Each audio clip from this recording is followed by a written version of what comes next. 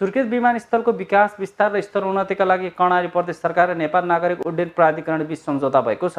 नेपाल सरकार र कर्णाली प्रदेश सरकार बीच लागत साझेदारी अवधारणा अन्तर्गत सुर्खेत विमानस्थल विस्तार र स्तरोन्नतिका लागि जग्गा अधिग्रहण, रनवे विस्तार, टर्मिनल भवन निर्माण र अन्य आवश्यक विकास निर्माणका कार्य गराउन कर्णाली प्रदेश सरकार र नेपाल नागरिक उड्डयन प्राधिकरण बीच सम्झौता भएको छ।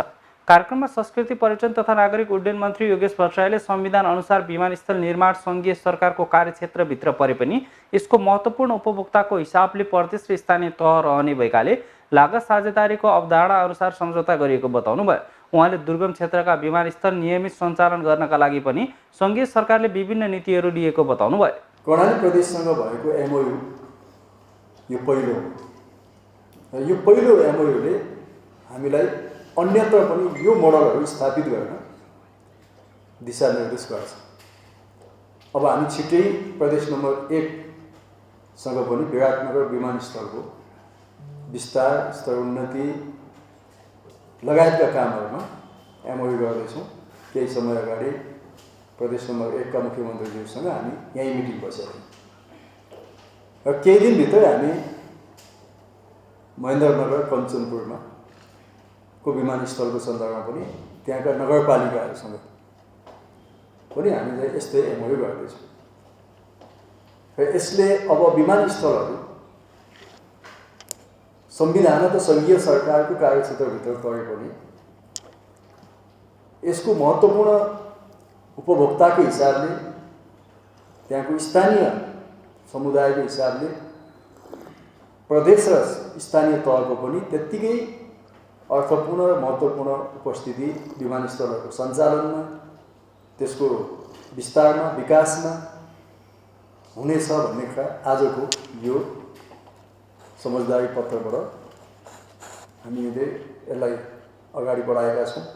यो अब विमानको इजाजत लिने, उडानको इजाजत लिने, विमान खरिदको इजाजत लिने कुनै पनि नेपाली वायुसेवा कम्पनीले दुर्गम ठाउँमा पनि उडान गर्ने प्रत्याभूति दिनुपर्छ, तब मात्रै उसले उडान अनुमति पाउँछ। यदि उसको जहाजको त्यो साइजको जहाज ल्याउँदैछ भने, त्यसो भएन भने नेपालका केही निश्चित विमानस्थलहरू छन् जहाँ सबभन्दा बढी नाफा हुन्छ, प्यासेन्जर पनि पाइन्छ। अरू कतिपय विमानस्थलमा नाफा त्यति हुँदैन, प्यासेन्जर पनि कम हुन्छ। त्यस्तो ठाउँमा नजाने प्रवृत्ति हुन्छ। कर्णाली प्रदेशका मुख्यमन्त्री महेन्द्र बहादुर शाहले अबको केही दिनभित्रैमा विस्तृत अध्ययन गरी सुर्खेत विमानस्थल विस्तारको कुल लागत निकाल्ने बताउनुभयो। त्यस लगतै निर्माणका लागि बहुवर्षीय टेन्डर गर्ने गरी अगाडि बढ्नुपर्ने पनि उहाँले बताउनुभयो। जग्गा अधिग्रहणको काम पनि केही साताभित्रैमा सुरु गर्नुपर्ने उहाँले बताउनुभयो। त्यसका लागि अहिले नै पुरै बजेट नभए पनि काम सुरु गर्न सकिने उहाँको भनाइ छ। अब आज हामी सम्झौता गर्दैछौँ दुईटा सरकार बीचको, र यो एउटा ऐतिहासिक दिन हो। मैले सुरुमै भने र अब यो एयरपोर्टलाई हामीले तुरुन्तै अबको केही दिनभित्रै हामीले त्यसको डिटेलमा त्यसको चाहिँ अध्ययन गरी त्यसको कुल लाग्ने लागत कस्तो कति हो त्यो हामीले निकाली बरु पैसाको व्यवस्थापन दुईटै सरकारले गर्दै जाने। तर मेरो प्रस्ताव चाहिँ के छ भने त्यसको लाग्ने कुल लागत जो हो नि त्यसको टेन्डर हामीले गरिहाल्ने, कमसेकम अर्थबाट मात्रै स्वीकृति, किन आजै पैसा त हामीले चाहिँदैन। यो वर्षै हामीले करिब 2 अरब जति पैसा खर्च होला, बढी त्यो पनि एकदम हामीले गतिका साथ चाहिँ काम गऱ्यौँ भने 2 अरब पैसा मात्रै खर्च गर्न सकिन्छ।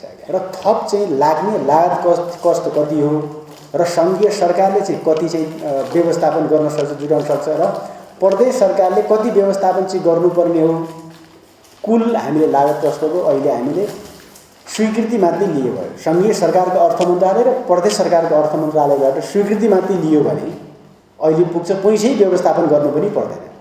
त्यो गर्ने गरिकन हामी तुरुन्तै यही वर्ष हामीले केही महिनाभित्रै बहुवर्षीय टेन्डर गरेर अगाडि बढ्ने र जग्गा अधिग्रहणको काम पनि अबको 1-1.5 हप्ताभित्रै हामीले अगाडि बढ्ने र जग्गा अधिग्रहण गर्ने।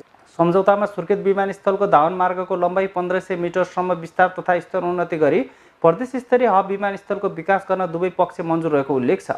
त्यसबाहेक जग्गाको मुआब्जा वितरण गर्दा हुने खर्चको 50% रकम कर्णाली प्रदेश सरकारसँग माग गर्ने र 50% प्राधिकरणले बिहोर्ने छ। जग्गा अधिग्रहणको क्रममा समस्या देखिए प्रदेश सरकारले समन्वय गर्ने समेत सम्झौतामा उल्लेख छ।